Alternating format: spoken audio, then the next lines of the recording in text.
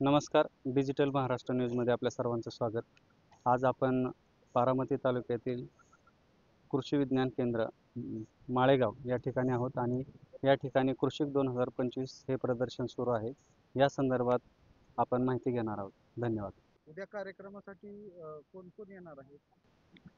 उद्या सकाळी कार्यक्रम असेल. सकाळी साधारण ते आल्यानंतर याचं उद्घाटन आणि हे संपूर्ण हा परिसर पाहतील. आपले राज्याचे उपमुख्यमंत्री येतील, त्यानंतर कृषी मंत्री येतील महाराष्ट्राचे, यानंतर पवारसाहेब असतील, प्रतापराव पवार आहेत, सुप्रियाताई आहेत, बाकी तर आहेतच, परंतु आपल्या पंकजाताई मुंडे पण असतील.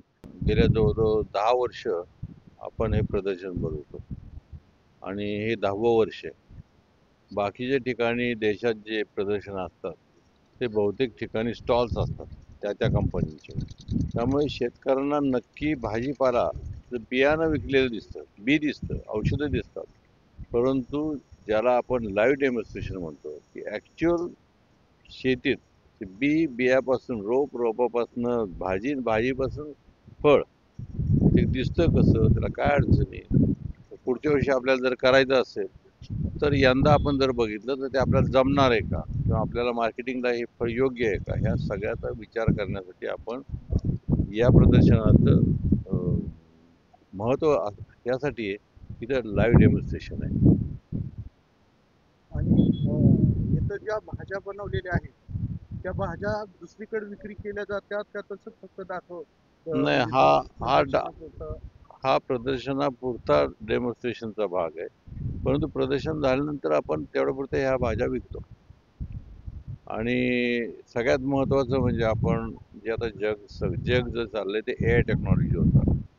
आणि ए आय टेक्नॉलॉजी जसं आता आपल्याला मीडियाच्या बाबतीत असेल, मोबाईल व्यतिरिक्त आपण आता जगू शकणार नाही, तसं ए आय व्यतिरिक्त मानवी समाज राहू शकणार नाही. मग इतर रोजच्या अगदी रोजच्या जीवनात जरी ए आय टेक्नॉलॉजी आली तशीच ती आपल्याला शेती विभागात सुद्धा येणार आहे आणि शेतकरी त्यापासून लांब राहू नयेत म्हणून या आपलं जे ॲग्रिकल्चर डेव्हलपमेंट ट्रस्टने ही टेक्नॉलॉजी ऑक्सफोर्ड युनिव्हर्सिटी आणि मायक्रोसॉफ्टच्या सहकार्याने यात प्रतापराव पवार आणि डॉक्टर जावकर आणि आमची सर्व टीम यांनी खूप प्रचंड प्रयत्न करून हे इथं डेमॉन्स्ट्रेशन प्लॉट आपण इथं आणले.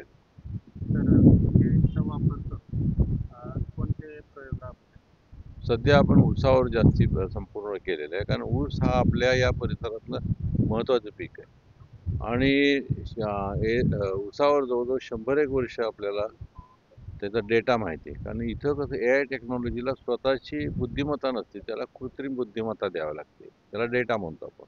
तसा ऊसाच्या बाबतीत जवळजवळ 100-125 वर्षापासून आपल्याकडे डेटा असल्यामुळे तो आपल्याला सोपा जाईल. त्यानंतर मग इतर जी पिकं आहेत, द्राक्ष आहेत, मग डाळिंब आहेत, आपण ते घेतलेलं आहे, परंतु त्याचा अजूनही डेटा आपल्याला जोपर्यंत मिळत नाही तोपर्यंत आपण ते फुलप्रूफ म्हणू शकत नाही.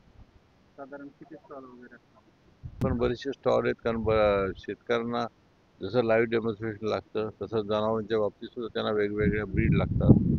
त्यानंतर भीमथडी म्हणून जे आपल्या ग्रामीण भागातल्या महिला असतात बचत गटाच्या, त्यांचं तिथं स्वतः येऊन त्यांचे प्रॉडक्ट त्यांनी मांडलेले असतात. मग काही जण स्वयंपाकाच्या बाबतीत असतील किंवा छोटे छोटे त्यांनी हॉटेल सुरू केलेले असतात, ते आहे.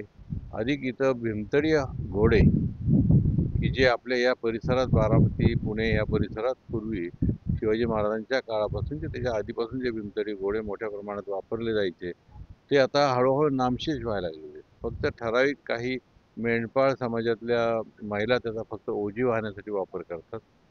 तर तीच आपल्याला ब्रीड रणजित पवारांच्या मार्गदर्शनाखाली त्यांनी इथं मोठ्या प्रमाणात आता ते काम सुरू केलंय. त्यात भीमथडी घोड्यांचे प्रदर्शन अधिक त्यांचे एकमेकाचा स्पर्धा त्यात दाखवले जातात.